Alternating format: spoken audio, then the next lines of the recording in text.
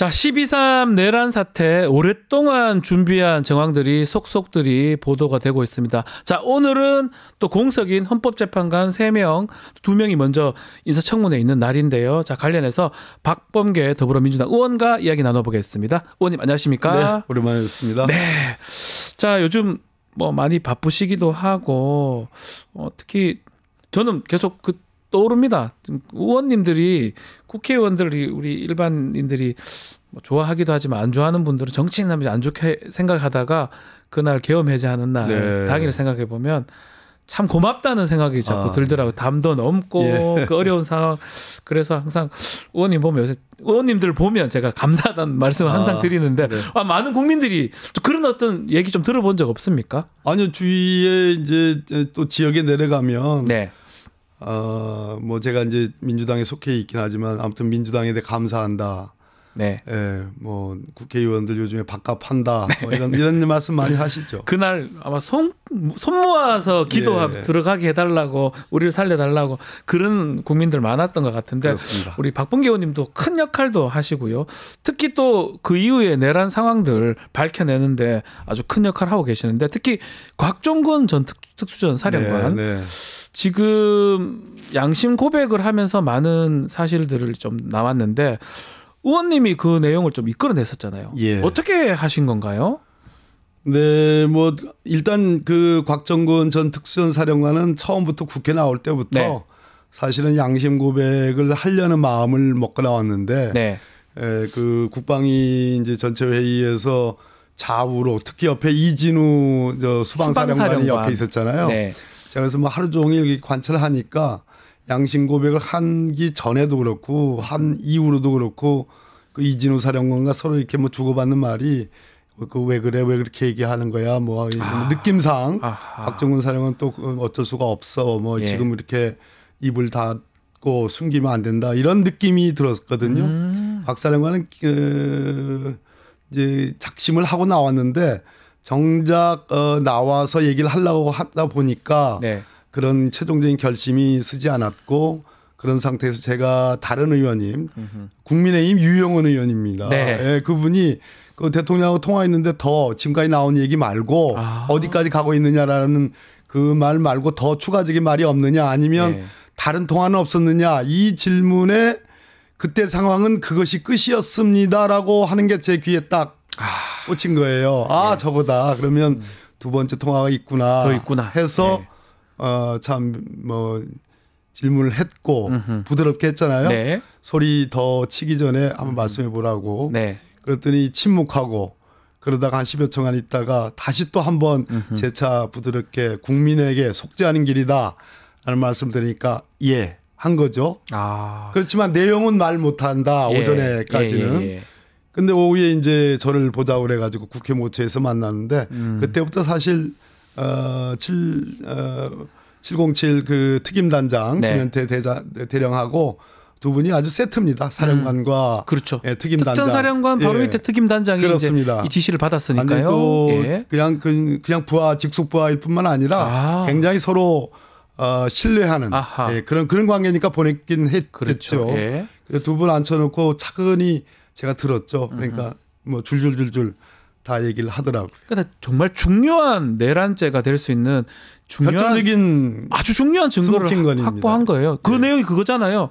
국회의원 끌어내라 전화 직접 해가지고 그렇습니다. 이것 때문에 내란죄는 100% 되는 거 아닙니까? 그렇습니다. 매우 그날 중요한 그 겁니다. 진술이 있었기 예. 때문에 그 다음 날에 탄핵 의결이 저는 가능했다고 생각을 해요. 예. 그 전까지만 해도 내란죄를 뭐 법적으로 따져봐야 된다 이렇게 국민의힘이나 그런 사람들이 꽤 많았었는데 이거는 뭐 100% 내란죄가 그렇습니다. 되는 거니까요. 근데 문제는 비하폰 사용했다고 하니까 녹취록을 찾기는 좀 어려운 거죠. 그 내용. 지금 그 이제 찾으면 좋은데 네. 지금 윤석열 대통령 피소추인 또 내란 수계 피의자 아니겠습니까? 네. 윤석열의 지금 이제 개인 휴대폰은 통화 내역을 통신영장으로 이제 확보를 했다는 네. 거예요. 그렇지만 지금 여기서 중요한 국면인데 종종 이런 큰 중대 사건, 중요 사건에 대해서 물증 타령을 하는 경우가 많이 있습니다. 그렇죠. 예. 그런데 지금 그 당일날 계엄 당일날에 네. 현장에 출동한 곽정은 지금 말씀드린 특전사령관, 네. 또 이진우 수방사령관, 또 여인영 방첩사령관, 네. 이 세 사람들이 거의 대통령으로부터 직접 전화받았다. 네. 왜 못 끌어내느냐. 그 뭐 역정을 냈다. 아까 곽정근 사령관의 얘기, 이진우 사령관의 얘기, 또 여인영 사령관도 제가 보기에는 조금씩 불고 있습니다. 네. 그리고 심지어 12월 3일에 내란 이전에 12월 1일 그 이전에 6월 달 10월 달, 11월 달에 사전 모의가 있었다. 네. 작년 11월부터도 그런 암시적인 발언이 있었다는 것이 여인영의 입에서 나오고 네. 곽정근 사령관에 의해서도 나오고 또 이진우 사령관도 그 비슷하게 얘기를 하는 것 같아요. 네. 특히 11월에 구체적인 계엄 얘기가 나왔었다는 이 진술들이 있는 걸로 봐서 출동한 이 세 사령관의 진술이 있다면 저는 물증 타령을 과하게 하는 거는 네. 과하게 하는 것은 윤석열의 소위 증거 없지 않느냐, 증거 부족하지 않느냐. 변호사님이니까 너무 잘 아실 네. 겁니다. 증거 부족하지 않느냐는 타령에 동조하는 격이 된다. 네. 이것은 명백한 윤석열의 계엄 선포문 그 자체가 일단 첫 번째 물증이고 네. 두 번째 이 선장에 출동했던 3명의 사령관들이 사전 모의했고 실행했고 끄집어내고 체포하고 했다라는 네. 이러한 진술만 가지고도 저는 완벽한 내란 수계의 입증이 가능하다고 보는 사람입니다. 맞습니다. 뭐 더 증거가 있으면 뭐 좋겠지만 그렇습니다. 없다 하더라도 사실관계가 뒤틀어지거나 달리 해석될 여지는 사실 없어 보이거든요. 자, 이제 지금 또 논란이 되는 게 노상원이에요. 노상원이라는 사람. 이 사람이 이분을 좀 기획했던 사람으로 좀 보이는데 네. 역술인이라고 또 하기도 하고요. 네. 어떻게 봐야 됩니까? 노상원 이 사람. 두 가지 관점인데요. 네. 왜 노상원이었을까? 노상원은 어떤 역할을 했을까? 노상원 이 한 사람을 전체 이번 비상계엄 내란 수계 내란의 뭐 핵심 컨트롤 타워로 보는 거는 저는 반대합니다. 그렇게 되면 네. 해프닝으로 얘기할 수 있는 소지가 큽니다. 네. 그래서 전체 주역 중에 한 사람으로 자리매김하는 건 틀림없고, 그럼 왜 노상원이었을까? 노상원은 첫째 본인이 강제추행의 그 죄로 자기 전역을 하고 네. 형을 받은 사람 아니겠습니까? 네네. 그러니까 본인 자신의 명예를 회복하는데 굉장히 주력했을 가능성이 높다.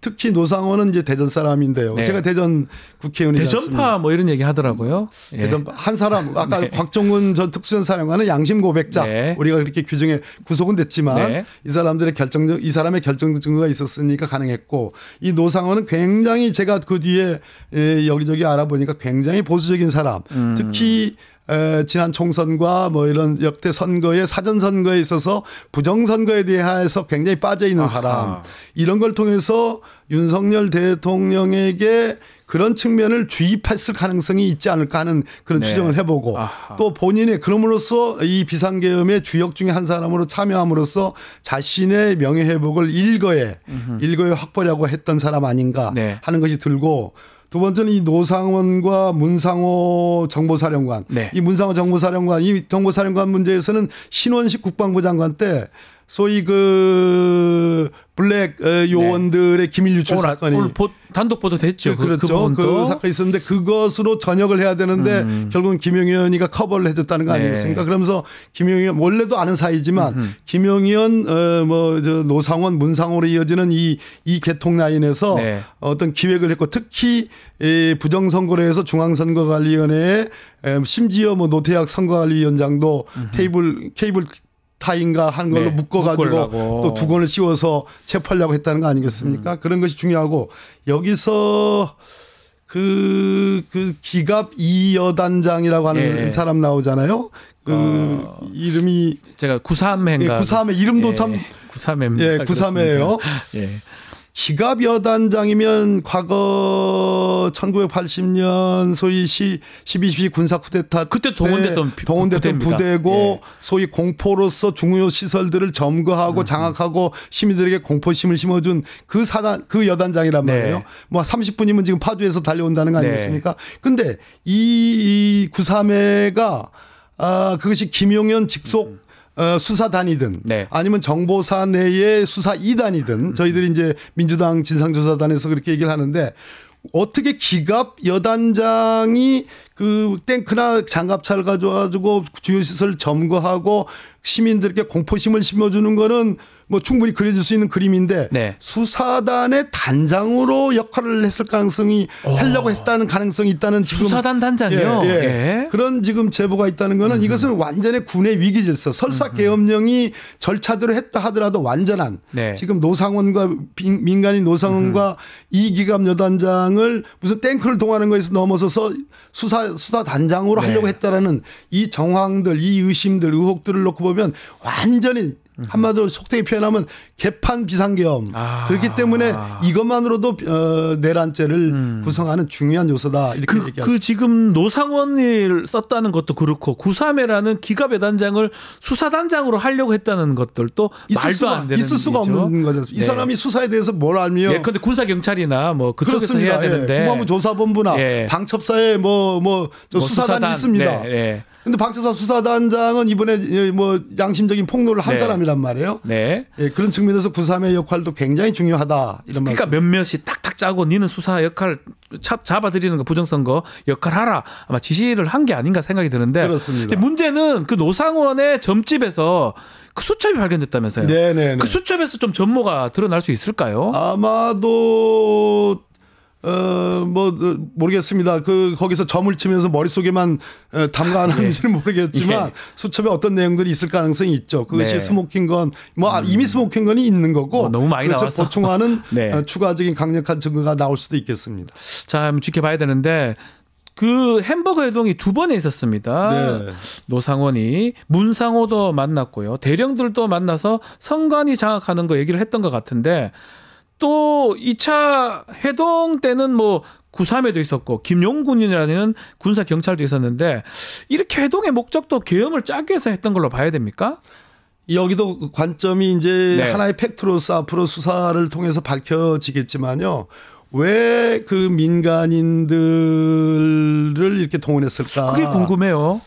그만큼 일단 이 비상계엄을 준비하는 시작이 작년 11월부터였고 올 6월, 10월, 11월로 이렇게 차근차근 진행을 해왔고 특히 뭐 드론을 띄운다든지 또는 포 사격을 염려에 준비했다든지 이러한 대북 관계에서 긴장 관계를 고도로 높이고 국지전을 유도하는 정황들 이런 것들이 있었는데 이것이 뭐 정말 행운인지 어떤 선운인지 또 뭔지는 모르겠지만 어쨌든 북한이 반응을 하지 않은 거라요. 북한이 말려들지 않았다고 봐야 되겠죠. 그런 측면이 있습니다. 뭐 객관적인 사실로서.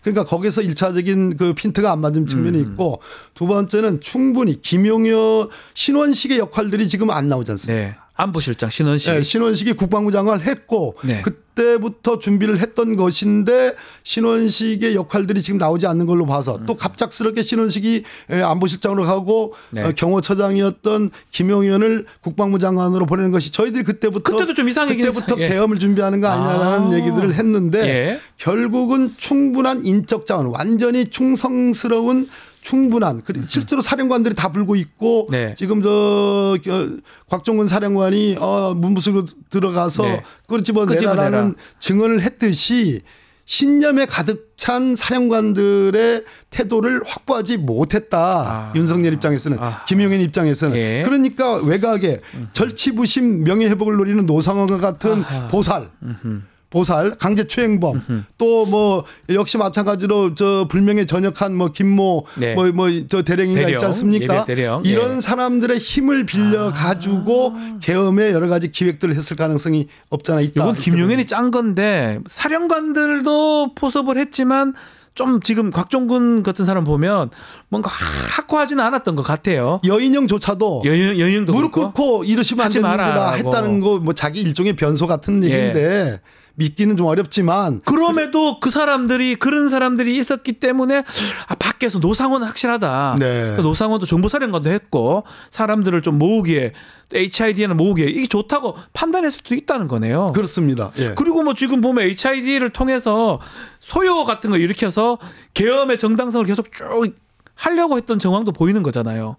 과거에 미스테리처럼 남아있는 여러 가지 사례들이 있습니다. 그래서 뭐 인민군복 이번에 뭐 경북의 어느 업체로부터 그것을 정보사가 받아갔다든지 그렇죠. 또 뭐 김어준 그 공장장의 얘기가 있다든지 네. 그 뒤에 뭐 우리 김병재 의원이나 박선 의원 이런 분들의 얘기들 전체적으로 종합을 해보면 충분히 이 비상계엄의 정당성은 그냥 국회의 기능을 마비시키는 것조차도 부인하고 있는데 네. 그걸로는 정당성이 확보 안 되잖아요. 그렇죠. 오히려 국회의 기능을 마비시키려고 했다는 거, 계엄 해제 의결을 못하게 끌어내려고 했다는 거, 그리고 주요 요인들 14명에 이르는 주요 요인들을 체포하려고 했다는 거, 이런 등들, 또 심지어 이재명 대표에게 무죄를 선고했던 판사를 체포하려고 했다는 판사를 거, 체포하려고 했어요. 중앙선거관리위원장을 체포하려고 했다는 거, 이런 것 등등이 네. 계엄의 정당성을 부여 못하거든요. 오히려 계엄이 내란에 가깝다라는 강력한 증거란 말이에요. 그러면 그렇죠. 계엄의 정당성을 확보하려고 하면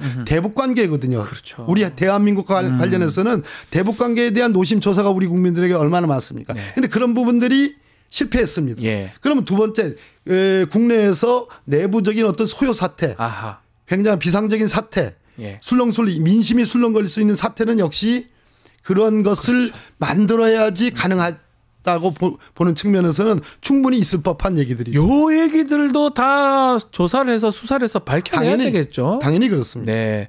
계엄을 선포했다 해가지고 쭉 유지하기는 어려우니까 인민군복 같은 거 입혀가지고 뭔가 소요를 일으키면 계엄할 상황이 계속 되는구나 라는 것들을 만들려고 했던 게 아닌가라는 게 지금 얘기시고요.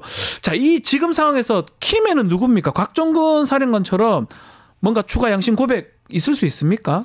일단 현장에 투입된 그 3명의 이제 소위 이제 방첩의 이제 특전사 그리고 수방사 사령관들의 진술을 뭐 검찰이든 공수처가 지금 이제 수사 이첩을 받았으니까 공수처가 이 3사람의 진술을 가능한 한 대질신문을 통해서 일치시키는 거. 네. 그것이 가장 중요한 일이라고 생각합니다. 저는 이 국면에서 내란을 결정지는 것은 끌어내라. 그래서 계엄 해제 의결을 못하게 해라.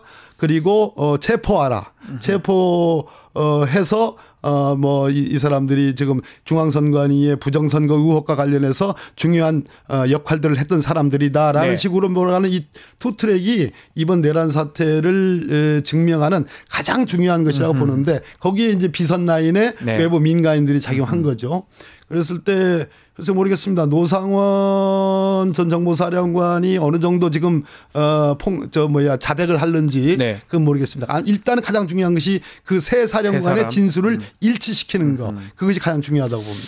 자, 그리고 저는 뭐 개인적으로 좀 궁금한 게 있는데 군대는 지금 다 구속도 되고 뭔가 정리되는 분위기인데 군대만 있었을까요? 대통령의 측근이라든지 뭐 그 참모 조직 아니면 또 행정부 조직 거기도 뭔가 있다면 빨리 밝혀내야 되는 거 아닌가요? 대통령실의 비서실장, 네. 정진석 비서실장 그리고 아까 말씀드린 신원식 안보실장이 도대체 정말로 이렇게 그 계엄 해제가 의결된 뒤에 사후적으로 지금 합참 벙커에 있는 그 대통령이 가니까 잠깐 인사드리러 온 것처럼 돼 있는 그 부분 미스테리. 이상합니다. 정말로 그런 것인가? 이상합니다. 정말로 이상하죠. 두 번째 국방부에 김용현이 직접 장악하고 있는 국방부가 바로 윤석열의 지시를 받아가지고 실질적으로 내란 중요 종사자의 첫 번째 구속자고 첫 번째 실행자이고 첫 번째 지휘자인데 네. 김용현 국방부 장관이 국방부 내에서 정말로 그 휘하의 참모들을 전혀 모르게. 저는 이해가 안 됩니다. 이해가 안 된다는 건 거꾸로 맞다는 얘기예요. 그게 말이 됩니까? 그 부분에는 수사가 지금 이루어지고 있지 않다. 왜 그러냐면 국방부 장관이 지금 구속돼서 지금 차관이 직무대행을 하고 있잖아요. 그리고 어차피 이 수사에서 국방부의 도움을 받긴 받아야 됩니다. 그런 측면에서 잠시 지금 잠복해 있는 것이지 결국은 국방부 영역에서의 어떤 동조 가담자가 있을 영역이 매우 크다. 이런 말씀드립니다. 국방부도 있고 뭐 진짜 다 밝혀내야지. 또 더 중요한 거는 한덕수 국무총리 얘기 안 할 수 없는 거잖아요. 예, 지금 대행의 지위라는 거는 나는 뭐 몇 분짜리 한 5분짜리 국무회의를 나 반대했다. 그걸로 대행의 역할로 국무총리의 역할로 끝나는 게 아닙니다. 국무총리는 직을 걸고 공모자가 되지 않으려면 직을 걸고 반대를 해야 될 의무가 있는 겁니다. 책무가 그렇죠. 있는 겁니다. 예. 그냥 국무위원 18개 국무위원 중에 한 사람에 불과한 사람이 아닙니다. 대통령의 명을 받아 행정 각부를 통할한다고 되어 통할하는 있습니다. 사람인데 따라서 예. 그 당시 국무회의 국무위원들 특히 한덕수 국무총리의 역할과 어느 정도 알았으며 소식 혹은 내통 가능성이 있지 않았냐 하는 네. 이 부분에도 굉장히 중요한 수사 대상입니다. 한덕수 총리 얘기를 좀 하면 지금 예. 권한 대행을 하고 있는데 자 먼저 헌법재판관 임명이 오늘 청문회를 내일까지 계속 한다고 지금 하는데요. 국민의힘이 지금 참여 안 해도 그대로 진행이 되는 겁니까? 그렇습니다. 참여 안 한다고 선언을 했고요. 예. 지금 하루가 1일 여삼추인데 네. 지금 뭐 참여 안 하면 참여 안 하는 대로 민주당 야당만에 의해서 지금 인사청문회 진행해가지고 네. 아직 이제 오늘이 월요일이지 않습니까? 네. 이번 주 임시회 일정이 현재까지 제가 오기 전까지는 아직 잡히지 않았어요. 네. 적어도 25일이 지금 공수처에서 윤석열 피의자에 대한 소환 통보일이고 네. 지금 저희 이제 저희 당에서 25일까지 한덕수 대행이 24일 아닌가요? 24일까지. 예, 4일, 내일까지. 예, 죄송합니다. 24일까지 한덕수 대행이 지금 상설특검에 대한 추천 네. 의뢰와 그리고 일반 내란 특검에 대해서 공포를 하라는 요구를 했고 그렇지 않으면 탄핵 절차에 돌입하겠다라고 되어 있기 때문에 적어도 26일부터는 임시회가 개시가 돼야 되겠습니다. 된다. 그러면 만약에 이거는 뭐 나중에 이를 수도 있는데 헌법재판관을 또 임명하지 않으면 그것도 탄핵까지 할 수 있는 상황입니까? 한덕수 권한대행을? 한덕수 제가 아주 천천히 네. 중요한 말씀을 좀 드리겠습니다. 권한대행 총리로서 권한대행이 된 원인이 뭡니까? 대통령 내란 탄핵 소추 의결이거든요. 맞습니다. 탄핵 소추 의결로 대통령의 직무가 정지되니까 국정의 2인자, 행정부의 2인자인 한덕수 총리가 권한 대행을 되는 겁니다. 네. 그래서 본인이 나는 윤석열에 동조한다. 윤석열 말이 맞다. 탄핵 소추에 반대한다. 탄핵에 반대한다는 생각이면 본인 스스로 대행을 하지 않으면 되는 겁니다. 국무총리를 하지 않으면 되는 겁니다. 그런데 그 원인된 탄핵 소추 의결로 인해서 본인이 권한대행이 됐다라는 것은 탄핵소추 의결을 한 또 그 근원적인 원인, 즉 내란 수계의 윤석열의 죄목에 대해서 국회가 의결했고 네. 탄핵소추 의결을 했기 때문에 본인이 그것을 묵시적으로 동의한 겁니다. 받아들인 거라는 거죠. 그렇지 않으면 대행을 할 이유가 없는 겁니다. 그런 차원에서 지금 내란 계엄을 내란죄 그 특검을 네. 지금 공포하지 않는다거나 또는 상설특검의 추천 의뢰를 국회에 하지 않는다거나 하는 것은 직무유기가 될 가능성이 높고 네. 그 직무유기를 넘어서서 그런 간접적인 증거로 결국은 윤석열의 비상계엄에 사실상 묵인 방조한 거 아니냐라는 의심까지 가능합니다. 지금 그렇죠. 그렇습니다. 예. 그래서 이 논리대로 하면 얼마든지 한덕수 권한대행에 대한 혹시 탄핵 절차가 진행된다면 그것은 현재 대행으로서 한 행위에 대한 탄핵 절차가 아니라 이러이러한 대행으로서 직무유기를 하는 것은 이전에 계엄에 대한 상당한 방조 묵인 공조를 했을 가능성이 있다는 측면에서 네. 그것을 강화시켜 주는 거 그것을 원인으로 해야 된다. 이런 말씀드립니다. 그렇다면 24일까지 시간을 줬는데 김건희 특검, 내란 특검, 한덕수 지금 권한대행이 어떻게 할 거라고 예상하십니까? 저는 지금 어제 일보로 나온 것이 네. 총리실의 입장이라는 게 총리실이라면 아마 국무조정실장 예. 뭐 이렇게 될 겁니다. 입장이라는 것이 지금 공포 만기가 이제 정부로 법안이 이송된 지로부터 15일이니까 1월 1일입니다. 예. 1월 1일까지 보겠다라는 겁니다. 네. 여론도 듣고 뭐 헌법적인 이런 거. 제가 아까 헌법적 법률적으로 말이 안 되는 것은 자기 그러니까요. 모순이고 자기 모순이에요. 네. 그건 말이 안 되는 거고 그까지 본다는 얘기는 말 그대로 미끄럽지 않습니까? 네. 이분이. 네. 참여정부에도 예. 국무총리를 했던 분이고 윤석열 정부에 지금 3년째 가까이 지금 국무총리를 하고 지금 대통령 권한대행을 하고 있거든요. 네. 이맛 저맛 다 보겠다는 거고 미끌거리는 것이 지금 이루 말할 수 없는 건데 네.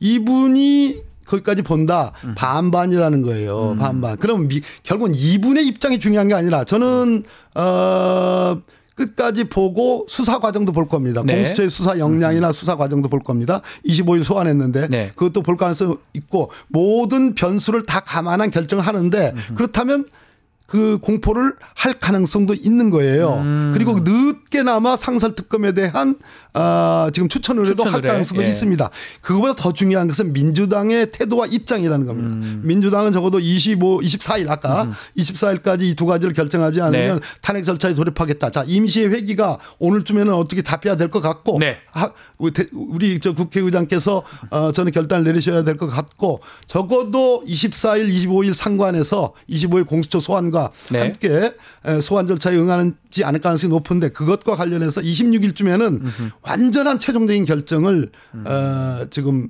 우리 민주당과 야당이 해야 된다. 내려야 된다. 하는 생각을 가졌습니다. 자, 탄핵 소추단 얘기도 좀 해보겠습니다. 의원님이 또 탄핵 소추단에 가신 거 맞죠?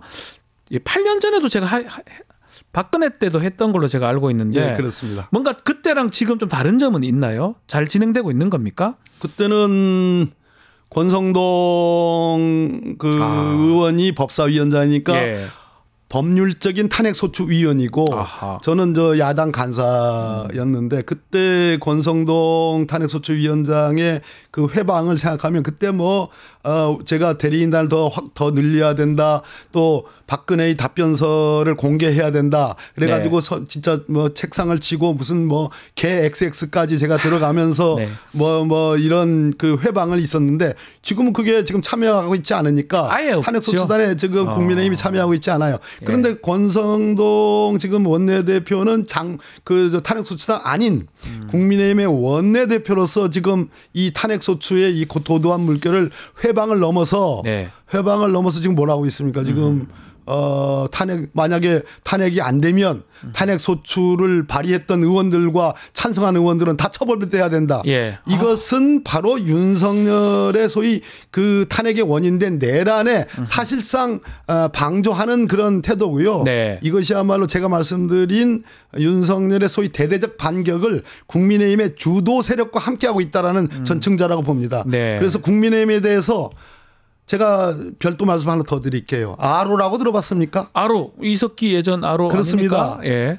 아로라는 게 아주 소수의 뭐 경기 동부연합의 지하 조직이라고 지금 그때 헌법재판소가 유연정당 해산 유연정당 해산할 때 그때 쓴 말이 주도 세력입니다. 아주 작은 조직이에요. 통진당 안에서도.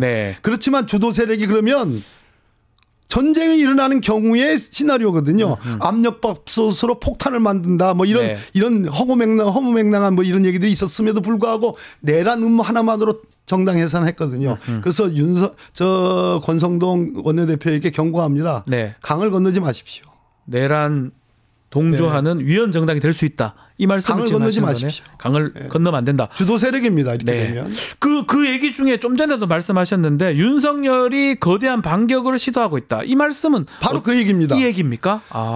지금 박근혜 탄핵 때와 지금 윤석열 탄핵 때의 차이는 자, 박근혜 탄핵 때는 아까 제가 권성동 탄핵소추위원장하고 뭐 말싸움을 했다는데 그 중에 하나가 박근혜 피소추인의 답변서를 공개하느냐 여부였습니다. 저는 투명한 재판을 위해서 국민들이 알 권리를 보장하기 위해서 공개하라 했습니다. 못하겠다 했습니다. 최종적으로 공개했습니다. 자, 근데 윤석열 스스로가 이번에 답변서뿐만 아니라 본인이 지금 저 탄핵법정에 나와서 장광설과 선전선동을 할 겁니다. 이게 다른 점입니다. 무슨 얘기냐? 박근혜가 그렇게 소극적으로 답변서도 공개하지 않았으면 좋겠어요. 난 법정에 나가지 않겠어요. 최종적까지 우리 헌법재판관을 믿겠어요. 하는 것이 결국은 8대 0으로 9대 0으로 9대 0으로 탄핵이 된 그 원인이 맞습니다. 탄핵이 됐지 않습니까? 윤석열은 그것을 반면교사 삼을 겁니다. 그래서 대대적인 적극적인 공세에 방어를 할 겁니다. 공세적 방어. 그것은 대대적인 반격입니다. 즉 국민들에게 그런 담화문 얘기했죠. 그것이 이 수사와 탄핵에 대한 가이드라인입니다. 그리고 지금 권성동 원내대표가 거기에 일정 정도 부응하는 그러한 선동을 하고 있지 않습니까? 이런 것들. 그리고 뭐 답변서 얼마든지 금방 내고 본인이 아마 법정에 직접 나올 겁니다. 본인이 직접 변론하고 싶다 뭐 이런 얘기도 하던데. 그런 얘기 하죠. 가능한 겁니까? 나올 수 있습니다. 그건 가능한 얘기입니다. 그게 긍정적입니까? 그 말 잘한다고 봐야 됩니까? 어떻게 보십니까? 그거는? 국민의 입장에서는 염장 터질 얘기지만 오히려 근데 그 윤석열이 대국민 담화가 국민들로 하여금 그 분노 지수를 그냥 끝까지 그러니까요. 올린 거 아니겠습니까? 예. 그런데 윤석열은 지금 20%의 소위 아스팔트 극우 세력에 지금 선전선동을 하는 거거든요. 예. 그런 측면에서 과연 이것이 우리나라 헌법 질서에 맞느냐 맞지 않죠. 그래서 제가 아까 뭐 비유하기는 좀 그렇지만 아로하고도 그 얘기를 예. 했던 겁니다. 그래서 경고를 하는 겁니다.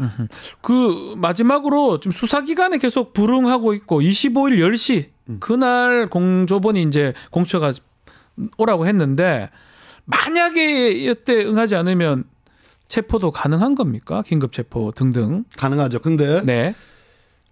우리 저 박지훈 변호사님이시잖아요. 네.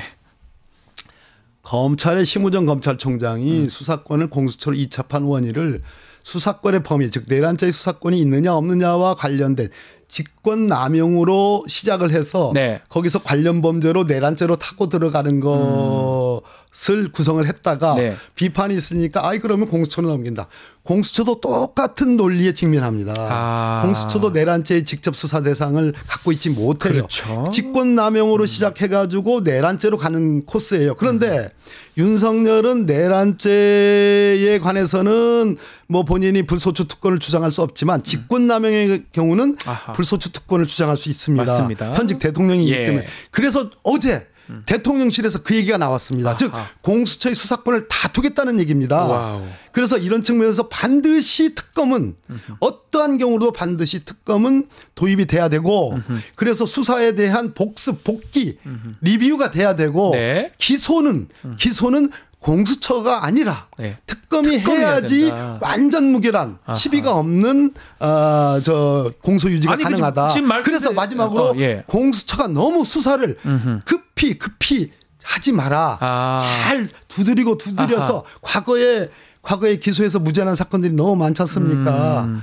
그 손준성이 무죄 났지 않습니까? 네. 그런 측면에서 공수처의 의지는 높이 평가하나 단단히 두드려서 수사 준비를 잘해서 소환도 하고 체포도 잘해야 된다. 그리고 기소할 생각, 기소권이 없습니다. 그래서 결국은 검찰을 넘겨야 됩니다. 예. 검찰을 넘기면 검찰은 독자적인 수사기관으로 윤석열이 구속되더라도 또다시 수사를 하고 기소여부를 결정합니다. 네. 그 전 단계, 저는 그것을 내년 1월 10일 정도로 보는 거예요.